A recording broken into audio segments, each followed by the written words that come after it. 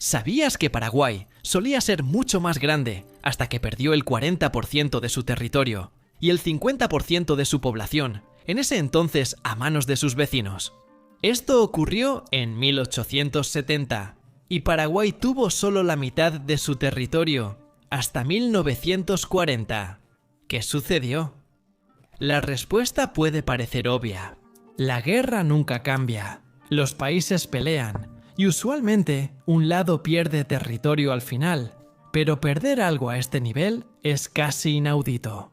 Retrocedamos para entender cómo llegaron ahí.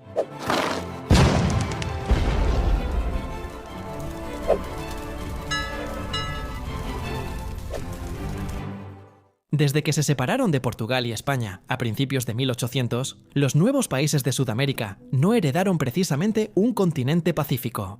El Imperio de Brasil y las recién independizadas repúblicas hispanoamericanas de inmediato se encontraron discutiendo sobre dónde terminaba un país y comenzaba el siguiente.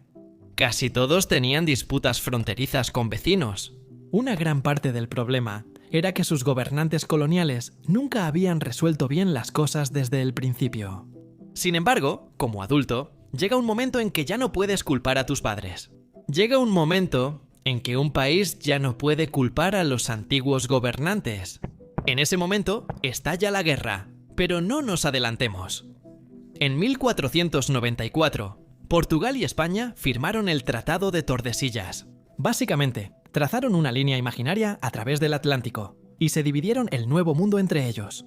El mapa a menudo se usa como una broma y un meme, con personas refiriéndose a lo absurdo que era, pero creo que está mal entendido. El mapa no tenía la intención de dividir el mundo existente entre las dos potencias ibéricas, simplemente buscaba resolver disputas territoriales entre ellas. Solo aplicaba a tierras recién descubiertas. Si España hallaba algo más allá de cierta longitud, era suyo, y viceversa. En teoría parecía sencillo, pero en la realidad rápidamente se volvió inútil. Con los siglos, ambos imperios se expandieron más allá de esa línea original, mientras exploradores, colonos y soldados avanzaban en el continente. El mapa, en papel, ya no coincidía con la tierra real. Para cuando Sudamérica estuvo completamente colonizada, el antiguo tratado prácticamente ya no significaba nada en términos prácticos. A principios de 1700, incluso ambos países admitieron que el acuerdo original ya no funcionaba. En 1750 firmaron el Tratado de Madrid para redefinir fronteras, basadas en quién ocupaba cada territorio. Esas nuevas líneas se parecían más a las fronteras actuales, pero ninguna parte estaba completamente satisfecha. En las décadas siguientes se firmaron, modificaron y reemplazaron más tratados. El Tratado de San Ildefonso de 1777 hizo ajustes, y el de Badajoz en 1800 confirmó esos acuerdos. Aunque en papel las fronteras coloniales estaban resueltas, en la práctica seguían siendo vagas y mal definidas. Luego vino el verdadero caos a principios de la década de 1810, cuando el Virreinato del Río de la Plata de España colapsó durante las guerras de independencia. De ahí surgieron no uno, sino 4 países diferentes: Argentina, Paraguay, Bolivia y Uruguay. Al desaparecer la gran estructura colonial, también se eliminaron las pocas fronteras internas. De pronto, estos nuevos países debieron definir los límites de su territorio, pero no coincidían. Mira estos mapas que muestran las regiones en disputa, es completamente caótico. Como señaló un historiador, España dejó atrás disputas fronterizas con Brasil y también conflictos internos no resueltos entre sus exprovincias. Tras independizarse, los nuevos estados debatieron sobre tierras poco cartografiadas. Gran parte de ese territorio era selva, tenía poca población o estaba habitado por indígenas. No reconocían ni a los nuevos gobiernos nacionales ni a los coloniales. Para Paraguay y Brasil, la pregunta clave era simple en teoría, pero compleja en la práctica. ¿Qué río era la frontera real, el Apa o el Branco? Este problema ya existía. España y Portugal lo tuvieron a finales de 1700 y no lo resolvieron. Además, la tierra entre ambos ríos no estaba deshabitada. Grupos indígenas vivían ahí, y con frecuencia atacaban asentamientos brasileños y paraguayos cercanos. Así que esto nos dice que la disputa no era solo sobre líneas en un mapa, sino que afectaba a comunidades reales en la frontera. A mediados del siglo XIX, Sudamérica era un conjunto de naciones jóvenes sobre antiguas fronteras imperiales poco definidas. El escenario estaba listo para el conflicto, y en la región del Río de la Plata, esas tensiones eventualmente estallarían en una de las guerras más mortales de América Latina. La historia finalmente nos lleva a Paraguay. Hay diversas opiniones sobre el inicio de la Guerra de Paraguay.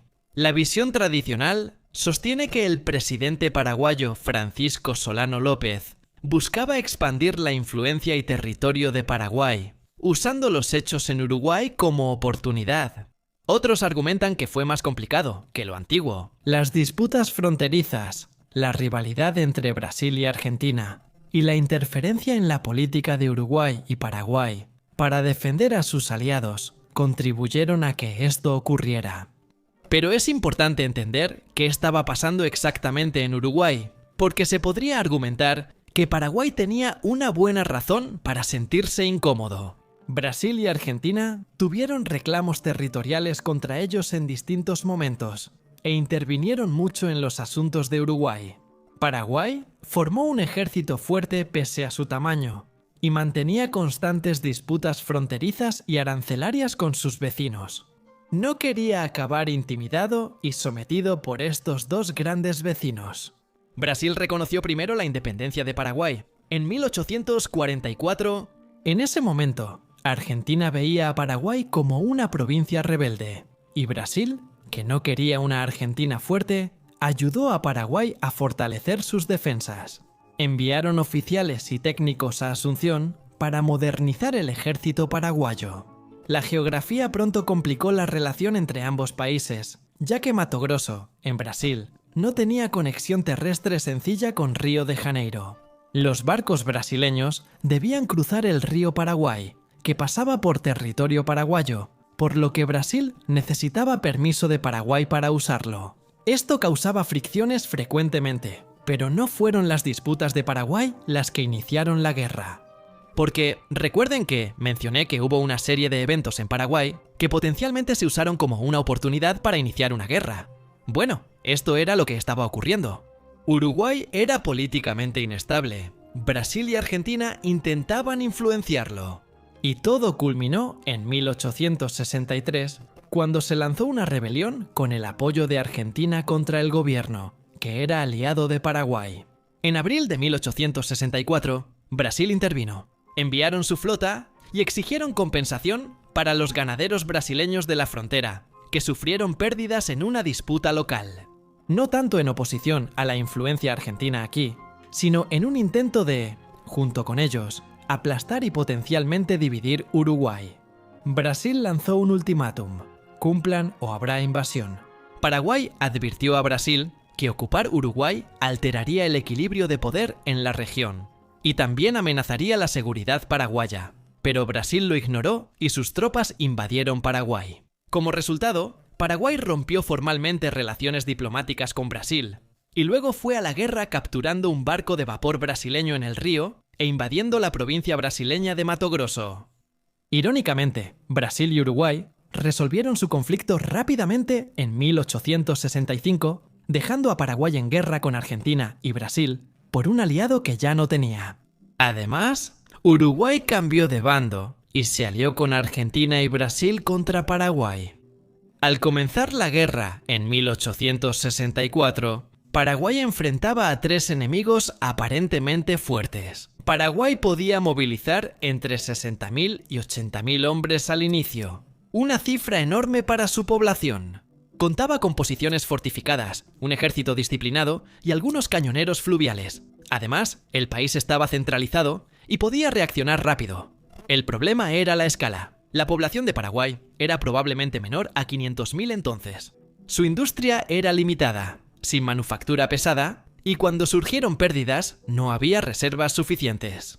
La Triple Alianza tenía mayor capacidad a largo plazo. Brasil movilizó más de 100.000 hombres durante la guerra y contaba con la armada más fuerte de la región. Esto resultó decisivo. Argentina contribuyó con decenas de miles de tropas, y de hecho, tenía el liderazgo de las fuerzas conjuntas. Dominaban rutas fluviales clave, y, junto con Uruguay, que tuvo un papel militar menor, contaban con mayores poblaciones y bases económicas. Aunque sufrían grandes pérdidas, podían reponerlas, pero Paraguay no. En 1865, Paraguay invadió Corrientes en Argentina, y por un tiempo parecía que ganaban. Pero se acercaba un punto de inflexión importante, en la batalla de Riachuelo, donde la Armada de Brasil destruyó la flota de Paraguay y obtuvo el control total de los ríos, lo que aisló estratégicamente a Paraguay y le dio la iniciativa a la Triple Alianza. Desde entonces, los combates ocurrieron en Paraguay, con batallas brutales como Tuyutí en mayo de 1866. Eso sigue hasta hoy. Una de las batallas más sangrientas en Sudamérica. Paraguay luchó con ferocidad, y en Curupaytí, más tarde ese año, incluso infligió una gran derrota a los aliados. Pero estos fueron éxitos temporales. Con el tiempo, la superioridad numérica y el control naval de los aliados prevalecieron. Paraguay cayó. En 1868, el ejército brasileño rompió las defensas paraguayas en la fortaleza de Humaitá. En julio de 1869, capturaron Asunción, capital de Paraguay, pero la guerra continuó porque el presidente López no quiso rendirse. Se retiró y mantuvo una resistencia guerrillera en el norte hasta 1870, reclutando adolescentes y niños como fuerza laboral. Ese mismo año fue asesinado en batalla y la resistencia cayó. La guerra tuvo consecuencias catastróficas para Paraguay. Perdió territorio ante Brasil y Argentina. Más grave fue el costo humano. Estimaciones modernas sugieren que entre la mitad y quizás más de la mitad de la población de Paraguay murió durante la guerra, con una pérdida especialmente extrema de hombres adultos. La economía quedó devastada, la infraestructura destruida y el país ocupado por años. Ahora eran un pequeño país rodeado de muchos otros. Si conoces el mapa de Sudamérica, sabes que Paraguay es pequeño, pero no tanto. Al final recuperaron algo, aunque no el territorio perdido, solo ganaron en otra zona. ¿Adivinas cómo fue? Sí, otra guerra, pero esta vez ganaron. Tras la guerra de 1870, Paraguay fue ocupado, devastado y reorganizado por los vencedores. Las tropas brasileñas se quedaron varios años, y un gobierno afín a Brasil y Argentina asumió el poder. Argentina quería anexar más territorio paraguayo, sobre todo el Chaco, pero Brasil se opuso, prefiriendo un Paraguay débil pero independiente a una Argentina fuerte.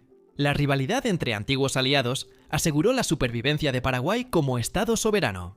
En 1876, Brasil se retiró y Paraguay recuperó su independencia. A inicios del siglo XX, la atención se centró en el norte, en el Chaco, una extensa y árida región disputada por Paraguay y Bolivia. Las tensiones provocaron la Guerra del Chaco. Entre 1932 y 1935, aunque Bolivia tenía más población, Paraguay se adaptó mejor al entorno y gestionó mejor su suministro. Quizá aprendieron de su derrota previa. Paraguay dominaba la mayor parte del territorio disputado al final de la guerra. El Tratado de Paz de 1938 confirmó sus ganancias, otorgando a Paraguay aproximadamente 3/4 partes del Chaco boreal en disputa. Así que, aunque Paraguay casi colapsó unos años antes, no solo preservó su independencia, sino que después expandió su territorio hacia el norte, compensando un poco la pérdida. Fue una recuperación dramática para un país que alguna vez perdió más de la mitad de su población y territorio. Ya no es tan grande como antes, pero sobrevivió. Bolivia también perdió mucho territorio. Solía ser mucho más grande, pero ese es un tema para otro video.